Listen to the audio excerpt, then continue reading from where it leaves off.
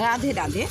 যখন রামচন্দ্র খুব ছোট তখন রানী কৌশল্যা সকালবেলায় রামচন্দ্রকে স্নান করিয়ে পরিষ্কার পরিচ্ছন্ন করে দুধ খাইয়ে চোখে কাজল পরিয়ে কপালে টিপ দিতেন যাতে নজর না লাগে।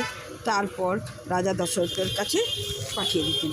রাজা দশরথ স্নান সেরে পূজা করতেন, তখন রামচন্দ্র তার পাশে বসে নানা রকম কোশ্চেন করতেন যে কেন সে দশরথ পাথরকে চান করাচ্ছেন, কেন শালগ্রাম শিলাকে চন্দন মাখার জন্য, এসব নানা কোশ্চেন করতেন।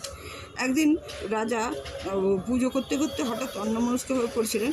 তারপরে তিনি দেখেন যে তার শালগ্রাম শিলাটি নেই। তখন তিনিও অনেক খোঁজাখুঁজি করলেন কিন্তু পেলেন না। তারপরে তিনি রামকে নানা রকম প্রশ্ন করলেন, কিন্তু রাম কোনো উত্তর দিচ্ছে না।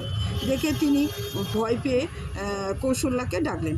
কৌশল্যা এসে নানা রকম কথা জিজ্ঞাসা করলো, কিন্তু রামচন্দ্র কোনো উত্তর দিল না। তখন কৌশল্যা তাকে হাঁ করতে বলল, কিন্তু সে কিছুতে হাঁ করলো না। তখন তাকে রাজা দশরথ ভাবলো যে মুখের ভেতরে হয়তো কিছু হয়েছে, করে চোখ করে হাঁ করে দেখতে গেলেন, গিয়ে দেখে মুখের ভেতরে শালগ্রাম শিলা। তখন রামচন্দ্র খুব ভয় পেয়ে কাঁদতে লাগলেন, ভাবলেন বাবা যদি তাকে এই কাজের জন্য বকেন। রাধে রাধে।